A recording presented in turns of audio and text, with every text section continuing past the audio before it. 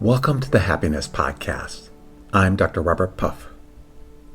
Have you ever had a really good day, or perhaps even a few hours, that just went amazing?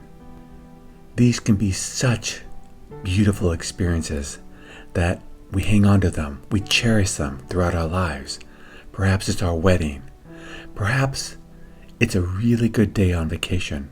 Perhaps it's an achievement that we win, something that's just wonderful that we worked really hard at, and now we're reveling in the success of that achievement. And they truly are wonderful.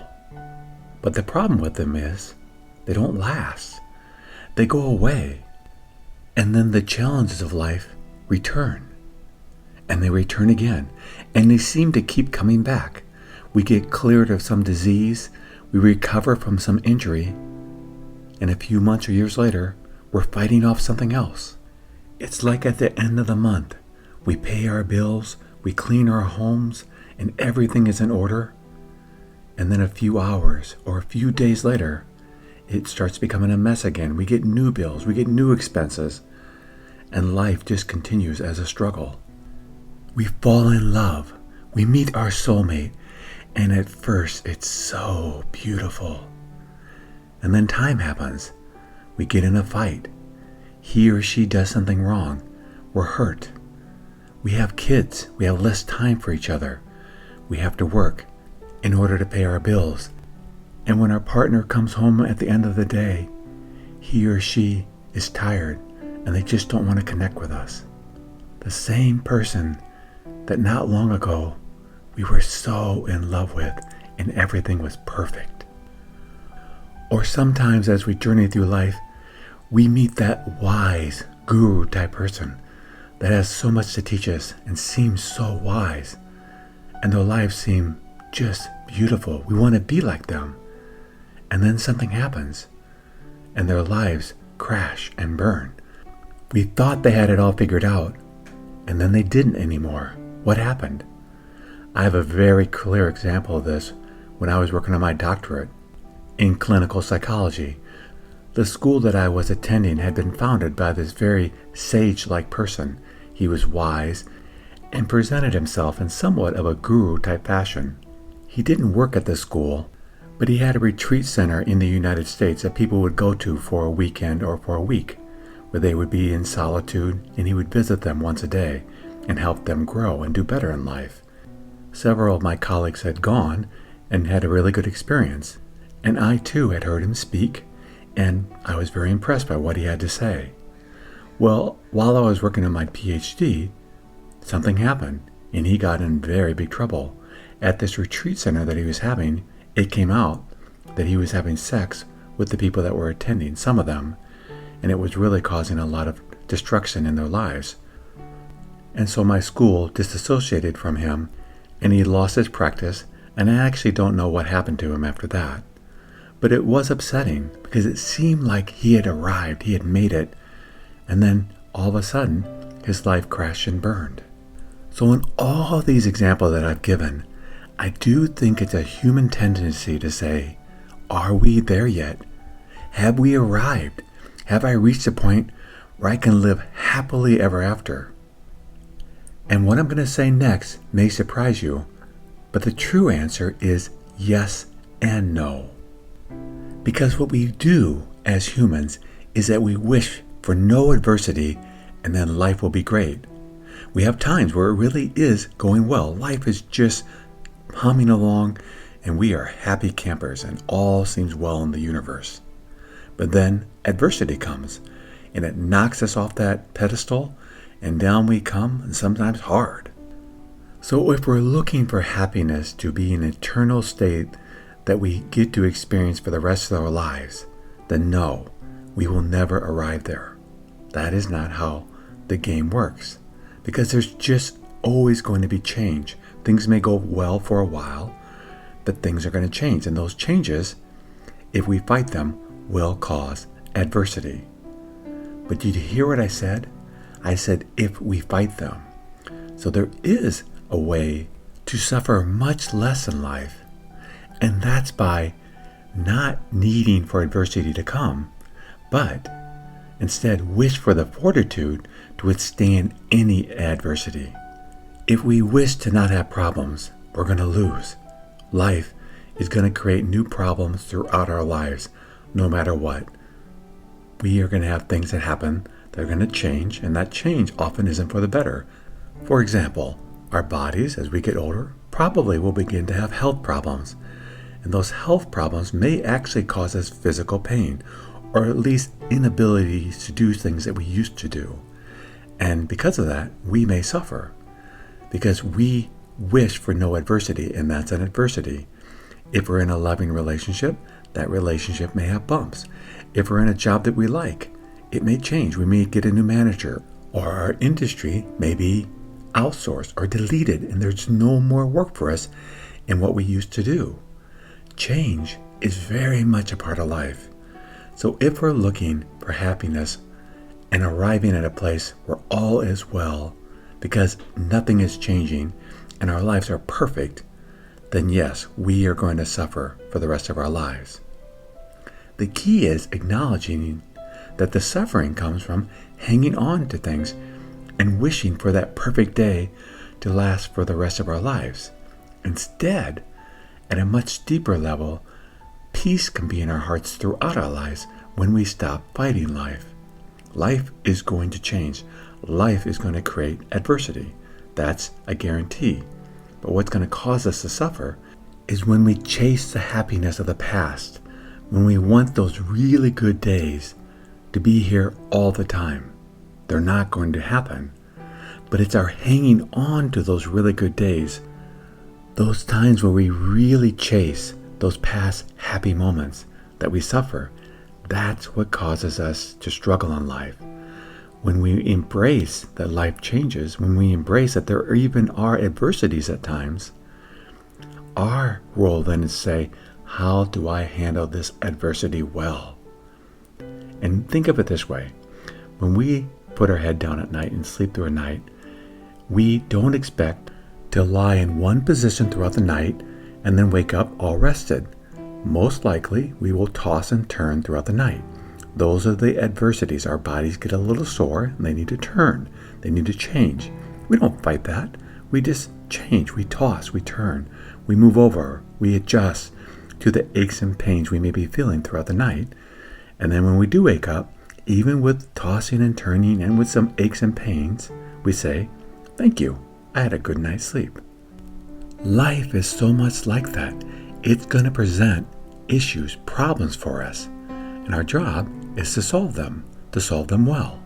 And we do that because we're capable human beings. We study what are good solutions to problems. We study what are bad solutions to problems. And hopefully throughout life, we learn things, we get wiser, and we make better decisions. And then we implement those decisions. So let's use an example of someone who went into their career for whatever reason, and they are excited about it. They thought it would be a really great career for them. Perhaps they're a medical doctor. And then they get in their profession. They realize, medicine isn't really what I expected it to be. I really don't like these 12-hour shifts at the hospital. So they may make small changes and find that working in a clinic would be better because then they don't have to work the 12-hour shifts. Or they may go into teaching where they don't have to work with patients as often. Or they may cut back their expenses and quit medicine and find something to do that pays less, but they enjoy much more. Do you want to know something? That's what I do for a living. I help people solve adversities in their life. I believe there's always a solution. It isn't necessarily immediate, but there's always some solution to whatever problem they bring. And I help them find that solution. If they come to me and they say, hey, I want things to stay the same, just help me feel good again, I can't really help them. But if they say, I'm struggling with this issue, what do you think I can do? And then we explore options they have, the pros and cons of those options, and decide what would be a good direction for them to head in. There's always some direction that we can head in with adversity. Sometimes it's just acceptance. Oh, I'm going blind, and that's okay. I can still live my life well. One of my favorite people in history is by the name of Leonard Euler. Unless you're a mathematician, you may not know who he was, but many people consider him the most brilliant mathematician that ever lived. Well, he was a beautiful soul who loved his family and was very close to his wife and his kids. But later in his life, he went blind, and you would think as a mathematician, going blind would be quite challenging. But for him, he got his family involved, and he would dictate to them, and they would write it up, and he would continue to publish. And he continued to contribute to the math world throughout the rest of his life, even though he couldn't see out of both eyes. They say that the day he died, he was working on some math problems, and his kids were doing the dictation, and he just quietly passed away, restfully and peacefully, because he had lived a good journey through life. Now you may be thinking, well, it couldn't have been that bad. Do you know he lost first one eye, and then he got a cataract in the second eye, and they had to do surgery, and this was in the 18th century, so there wasn't any way to numb his eye, and it was so badly done that he lost sight in his second eye. It's like, well, he still was a great mathematician. Well, I can continue. He lost his first wife. She died. He did get remarried. And then several of his children died because of the health concerns back in the 18th century. And yet if you really study him, he just flowed with life, and he flowed with life well. I think most of us, not all, but most of us would probably give up on our careers if we went blind. We may not, but I think a lot of people would throw in the towel and say, I'm done. And yet this man contributed more to mathematics, more than anyone who ever lived, and he had a beautiful life, even with adversity. And you know what? That's the key. The key isn't to wish for life to bring no adversity. The key isn't to go back to that perfect day and wish we had that day again. The key is to flow with life and realize that life brings adversity, and there's a solution to any adversity that life brings us. Any. We just have to find it. Our goal is to say, okay, life, you've thrown me this new challenge. I'm going to figure this one out. I'm going to resolve this, and I'm going to make my life go well. Sometimes it's just acceptance, but usually there's a solution to make it better. Maybe a little at first, but with time it does get better, no matter what it is. That's what I do for a living, and I love what I do for a living, because I know when that person comes into my office and they're struggling, I'm going to give them a solution to their problem, and they're going to leave happier, because we need hope, and there's always hope. We just can't cling on to the past, that perfect day. We can't cling on to the desire to have a perfect life. What we can cling on to is that no matter what life throws us, we can flow with that and do well with that and have a good life, because we're not fighting life as much. We're taking one adversity at a time, working towards solving it, and once it's solved, whatever that solution is, then we move on and we work on the next thing and make that better. And tomorrow, when new adversities come, we deal with them throughout the day, and we get really good at handling challenges. And that's the solution. Not that there aren't challenges. That's the path of suffering. Not that we want that perfect day. That's the path of suffering. What we want is a beautiful ability to handle any challenges that come our way, and know that we have that gift, and we're going to implement them, and we're never going to give up on life. We're going to continue every day to make our lives better, keep improving, keep growing, and keep adjusting to the changes of life, realizing that that is life. Life is change, and wishing for a perfect day and hoping it will stay forever is the path of suffering. We're going to stop doing that. Instead, we're going to flow with life and realize that the journey isn't, are we there yet? The journey is, we are enjoying each day well, living each day well, whatever adversity or challenge life brings, because we truly can live a beautiful life, one day at a time, one breath at a time. Thank you for joining me on the Happiness Podcast. If you'd like to learn more about the podcast, please go to happinesspodcast.org. And until next time, accept what is, love what is.